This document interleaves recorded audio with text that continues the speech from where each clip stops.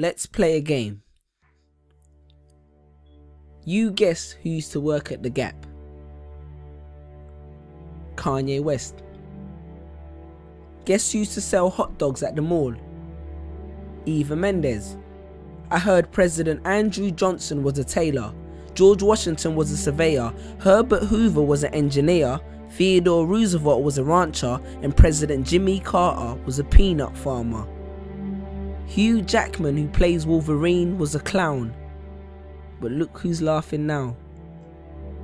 You know what I noticed about successful people?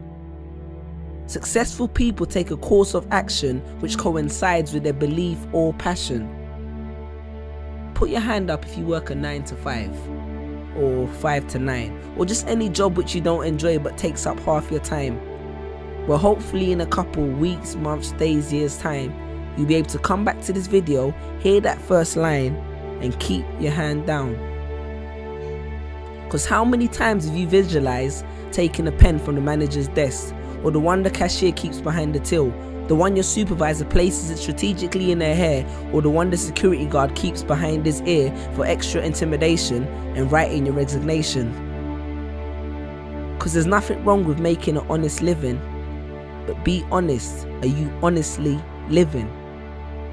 With this menial job which allows you just to stay afloat, yes, a job, a job, which leaves you just over broke every single month, living your life just for the weekend, living life just on the weekend, because the other 5 days belong to your manager. You see, there's a big difference between a job and a career. Because in a career, no matter how many hours you work, you do it because it's satisfactory. But in a job, you do it for a salary. Because you're stuck in the rat race. And you know, being stuck in the rat race is one of the biggest of traps, because as a matter of fact, even if you win the rat race, you're still just a rat. See, I understand the need to have a job temporarily, but pursue a career eventually. Because in my job, I used to sell at least 200 shoes a day, and none of that was ever reflected in my pay. One of my colleagues once made the company 5 grand in 1 month, and you know what he got? An email, a £20 discount voucher, and a complimentary lunch. And you think you're safe because your job is commission based, until you've been working there for 3 years and the secretary with the short skirt gets a promotion because her and the boss went for dinner real late. I'm sure you can relate. But wait, are we still happy with an extra week holiday and a raise in a salary? Perhaps we need more clarity. Let's look at the statistics. Because the Industrial Revolution was beneficial technologically, but it coerced a lot of people into factories for ridiculous salaries to benefit their families, and that shaped people's mentalities exponentially, and essentially it became the norm to work for someone else by the turn of the century. And I could have regurgitated facts and figures to support this, but I choose not to boast. Plus that would give them nothing to write about in the Huffington Post. Now in 3 years I've had 6 jobs, and that made me think that long term I could never be happy working one of these jobs. And I used to have a rich uncle called Steve, and they say that apple don't fall far from the tree, so maybe subconsciously I was trying to get one of Steve's jobs. I understand more than anyone that a job allows you to pay the bills, make ends meet and survive. But that's exactly what it is, surviving, not living. I hope you're aware of the difference. It's like when you hear but don't listen. Because you can hear good advice, but if you don't heed it, it does no benefit to your system. The same way only knowledge with application is wisdom. I hope you're creating the distinction. Sean Corey Carter said it best. 9 to 5 is how you survive, and I'm not trying to survive. So he strived hard for his dream, and look where it took him. So bear that in mind next time you drive past that arena in Brooklyn. But then again, survival is the only trait that every human being has in common.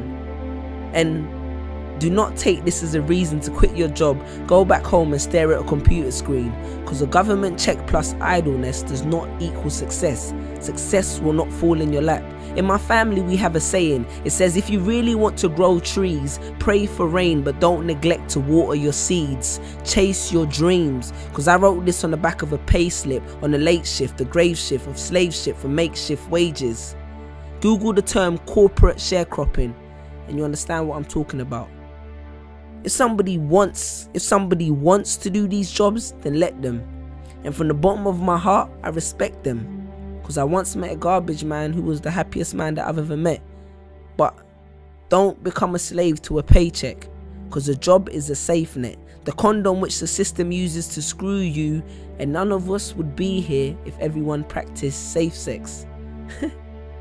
Stand tall. And if you're not sure if you're building someone else's dream, maybe this will help. Jerry Giles said, "You will recognize your own path when you come upon it, because you will suddenly have all the energy and imagination you will ever need."